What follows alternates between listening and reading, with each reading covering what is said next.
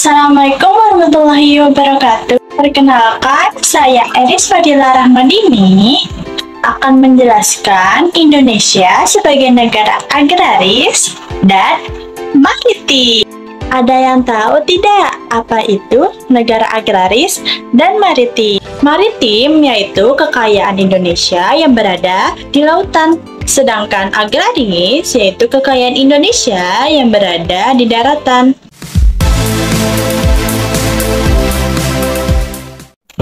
Maritim adalah negara yang sebagian besar wilayahnya berupa perairan. Ciri-ciri negara maritim yaitu yang pertama memiliki wilayah laut, yang kedua memanfaatkan laut untuk kesejahteraan rakyat, yang ketiga memiliki transportasi laut, yang keempat memiliki perdagangan laut, yang kelima memiliki armada militer laut untuk menjaga kedaulatan laut di wilayahnya. Laut Indonesia memiliki banyak sekali manfaat. Yang pertama, sumber ikan dan makanan laut lainnya. Yang kedua, tempat wisata laut dan bahari. Yang ketiga, energi alternatif seperti pembangkit listrik, tenaga angin. Yang keempat, penghubung antar pulau. Yang kelima, sumber daya lepas pantai seperti minyak bumi dan gas bumi. Yang keenam, sumber garam. Yang ketujuh, sumber ilmu dan penelitian di bidang kelautan. Karena itu, Indonesia disebut sebagai negara maritim. Agraris adalah negara yang sebagian besar rakyatnya bermata pencaharian dengan bercocok tanam. Dengan wilayah daratan yang luas, penduduk di negara agraris dapat mengolah tanah untuk dimanfaatkan menjadi lahan-lahan pertanian dan perkebunan. Hasil bercocok tanaman ini dapat dijadikan usaha untuk memenuhi kebutuhan hidup mereka. Ciri-ciri negara agraris yaitu yang pertama memiliki wilayah daratan yang luas sehingga bisa dimanfaatkan sebagai lahan pertanian. Yang kedua memiliki sawah, ladang, dan kebun yang luas. Yang ketiga masyarakatnya memenuhi kebutuhan hidupnya dan berkegiatan ekonomi dari hasil pertanian. Yang keempat umumnya negara agraris juga berkaitan dengan bidang peternakan karena pakan ternak yang baik juga dibuat dari hasil pertanian. Kalian dapat melihat bahwa Indonesia memiliki banyak gunung berapi yang masih aktif. Abu vulkanik dari gunung berapi dapat menyuburkan tanah yang berada di sekitarnya. Artinya, negara kita ini berupa tanah yang subur sangat penting untuk pertanian dan peternakan. Negara Indonesia disebut sebagai negara agraris karena sebagian besar penduduk yang ada di Indonesia bermata pencarian atau bekerja sebagai pertanian. Karena letak geografis yang ada di Indonesia sangat strategis dan membuat Indonesia memiliki tanah yang subur.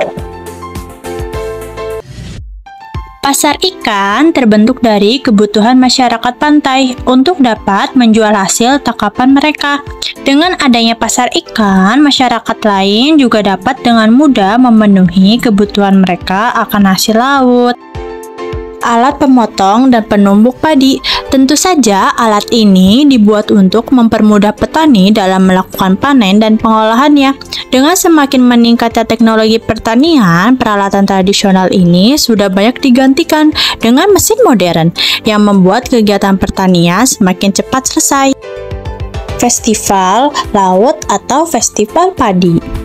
Biasanya, festival ini diselenggarakan sebagai bentuk rasa syukur masyarakat setempat kepada Sang Maha Pencipta. Selain itu, pesta ini juga sebagai ungkapan doa agar hasil laut atau hasil panen mereka tetap melimpah. Contohnya, pesta laut atau hajat laut yang rutin dilakukan para nelayan di pantai Pangandaran, Jawa Barat setiap bulan Muharram. Masyarakat Dayak Kayan di Bulungan, Kalimantan Utara juga memiliki pesta panen padi yang dikenal dengan nama Lep Mali Auh Kabang. Dengan kondisi geografis yang memiliki banyak wilayah perairan, kapal laut dan perahu merupakan kebutuhan penting agar masyarakat bisa mengeksplorasi sumber daya alam laut seperti ikan untuk memenuhi kebutuhan hidup mereka. Selanjutnya, saya akan menjelaskan keanekaragaman flora dan fauna yang ada di Indonesia. Siapa yang tahu apa itu flora dan fauna yang ada di Indonesia? Flora di Indonesia Barat. Wilayah ini memiliki curah hujan yang tinggi sehingga floranya beraneka ragam.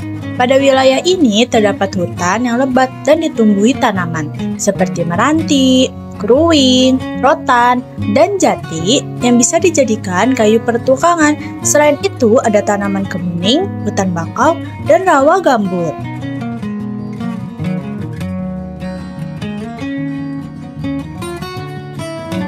Flora di Indonesia Timur didominasi oleh hutan hujan tropis, hutan musim, dan hutan bakau di daerah pesisir. Contohnya matoa, pohon sagu, fikus, jati, merbau, dan sebagainya.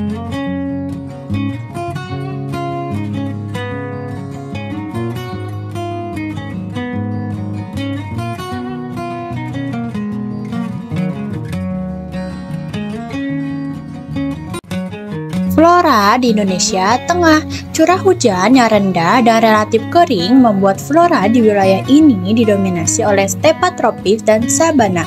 Contoh flora tipe peralihan antara lain anggrek, cengkeh, cendana, pala, dan eboni. Flora di daerah pantai akan mirip dengan flora di wilayah timur, sedangkan flora di gurun memiliki kemiripan yang ada di Kalimantan.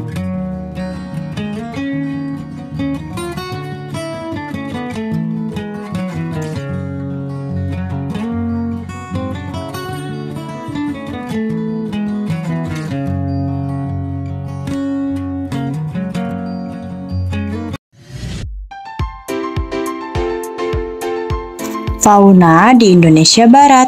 Hewan mamalia umumnya memiliki karakteristik berbadan besar, yaitu gajah, badak, kerbau, dan rusa. Selanjutnya terdapat juga berbagai primata, yaitu bekantan, owo Jawa, dan orangutan. Contoh hewan reptil yaitu ular, kadal, dan biawak. Hewan burung yang ada di fauna Indonesia Barat yaitu burung hantu, burung elang, dan burung merak.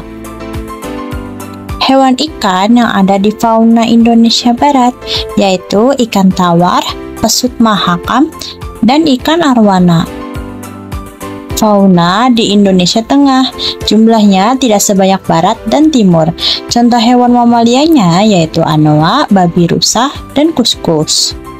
Selanjutnya ada hewan monyet hitam dan tarsius. Hewan reptil fauna di Indonesia Tengah yaitu ada hewan komodo, ular, biawak, dan buaya. Hewan burung fauna di Indonesia Tengah yaitu burung maleo, burung kakatua, dan burung rangkong. Fauna di Indonesia Timur memiliki karakteristik ukuran tubuh yang tidak terlalu besar dan mamalianya berkantong, yaitu ada hewan kuskus, walabi, dan landak irian. Selanjutnya ada hewan kanguru dan kelelawar.